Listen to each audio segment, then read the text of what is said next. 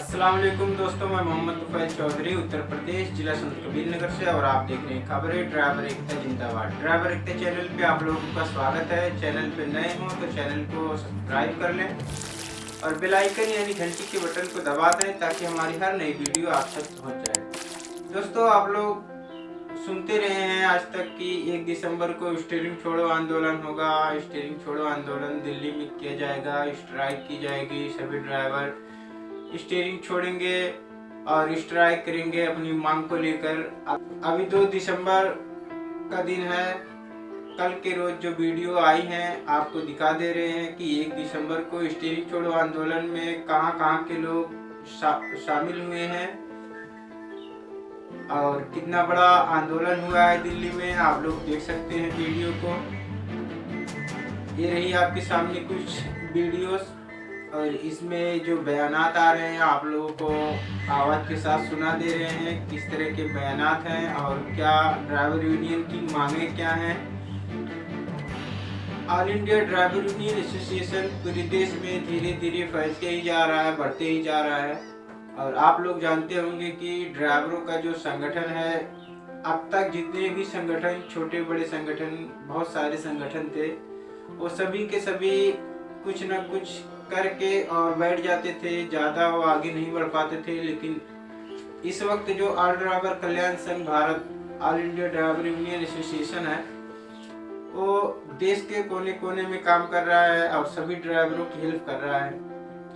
तो ये इसकी वजह से बहुत तेजी से आगे बढ़ रहा है क्योंकि इस संगठन में जुड़ने के लिए पैसा भी नहीं लगता है और किसी किस्म की मांग भी नहीं रहती है कि भाई फला चीज आपको देना पड़ेगा या कभी जरूरत पड़ने पर आपको पैसा देना पड़ेगा, कभी भी नहीं। हाँ, अलबत्ता आप अगर जुड़े हुए हो यूनियन के साथ एक आई कार्ड बनवाना पड़ेगा और फिर आपको कहीं भी जरूरत पड़ी तो जो लीडरान होते हैं इसमें उनसे आप राब्ता करेंगे, कांटेक्ट करेंगे और हेल्प ले लेंगे। तो इसी तरह का है, इसीलिए लोग बहुत तेजी से जुड़ रहे हैं। इसी को लेके अभी all India driver union association ने जो स्ट्राइक की है, वो दिल्ली में स्ट्राइक करके आंदोलन करके उन्होंने मांग की है कि जो ड्राइवर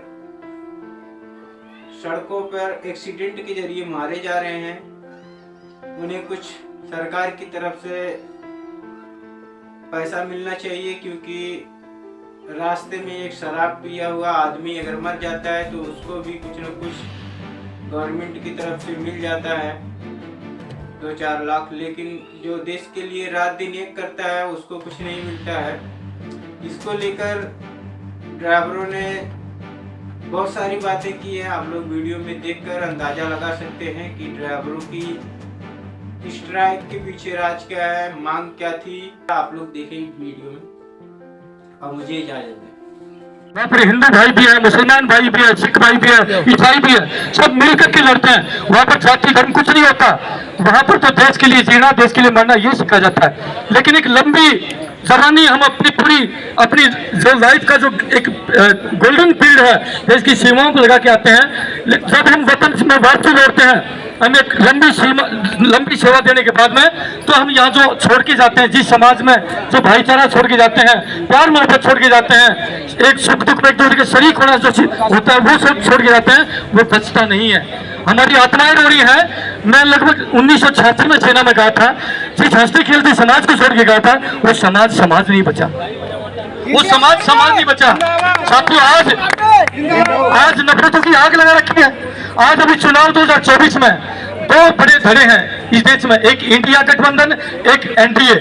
दोनों ने अपने अपने एजेंडे सेट कर रखे। एजेंडे कुछ नहीं है, वो एजेंडे सेट है, जनता उसी में फंस के रह जाएगी। एनडीए का क्या है? अरे बचा लो हिंदुओं को, बचा लो। जो बीजेपी उसका एजेंडा है, अरे हिंदुओं को बचा लो, अगर 2024 में बीजेपी नहीं आई तो हिंदू खतरे में है। अगर और दूसरी वजह जो कांग्रेस है उसका एजेंडा क्या है? अरे बचा लो, अगर बीजेपी सत्ता में आ गई तो लोकतंत्र नहीं बचेगा। क्या मैं गलत होगा? ये एजेंडे सेट करते हैं मेरे भाई। आप लोगों को, हम सबको मिलकर जागना पड़ेगा। और इस देश की व्यवस्था जब बेकाबू हो जाती है, इस देश में कोई भी आपदा आती है, भूकंप हो, बाढ़ हो, दंगा हो, आग लग जाए, सरकार की बात करें, हम सत्ता की बात करें, जब देश में कोई भी आपदा आती है, कोई भी भूकंप हो, बाढ़ हो, दंगा हो, आग लग जाए, और जहाँ पर सारी व्यवस्थाएं सरकार की पलट हो जाती है, सरकार के हाथ खड़े हो जाते हैं, आप बताइए क्या बचता है लास्ट में?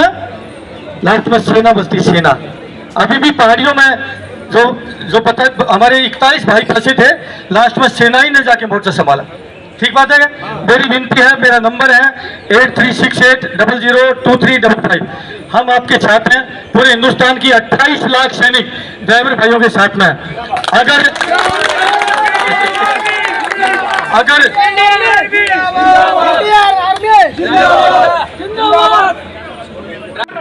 अपने पारिवारिक आयोजनों को छोड़कर हमेशा अपने गंतव्य तक, अपने लक्ष्य तक पहुंचने की लालसा रखे, अपने घर और परिवारों से दूर होते हैं, तो इनके बच्चों की पढ़ाई की भी व्यवस्था में सरकार को करनी चाहिए।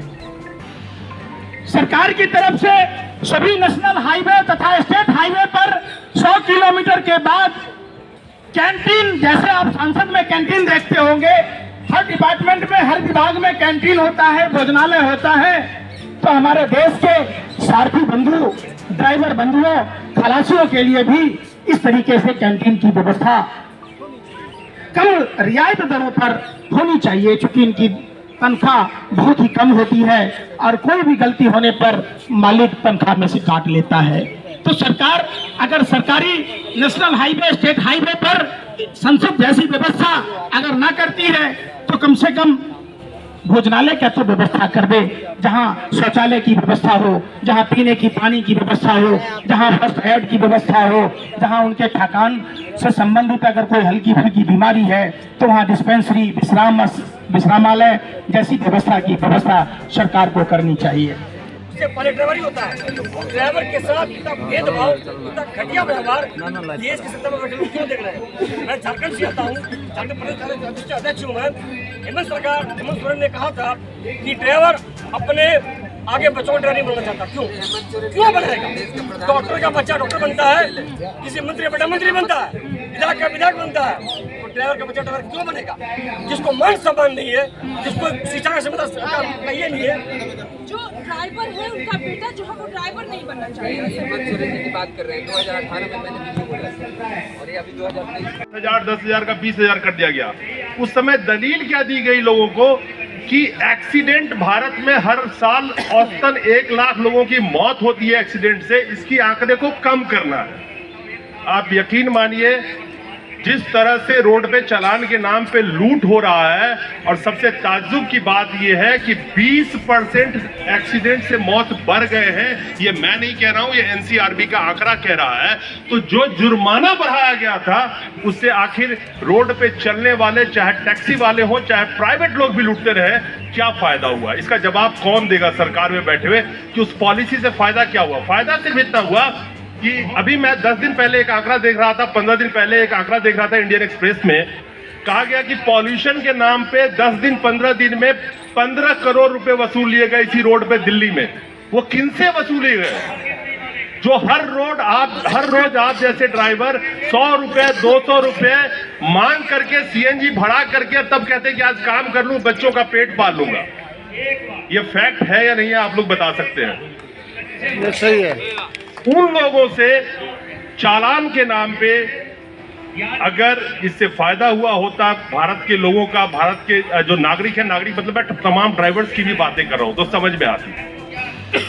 अमूमन आज आप रोड पे निकलिए, ट्रैफिक जाम के पास में आपको ट्रैफिक पुलिस वाले नजर नहीं आएंगे, लेकिन कैमरा लेके 6 पुलिस वाले आपको रोड पे नजर आएंगे किसी कोने में खड़े। भारत में पुलिस हो या ट्रैफिक पुलिस हो, जनता के सहूलियत और सुविधा के लिए बनाया गया था, जिनकी तनख्वाह आपके पैसों और आपके टैक्स से चलती है, जो आप नमक भी खरीदते हैं।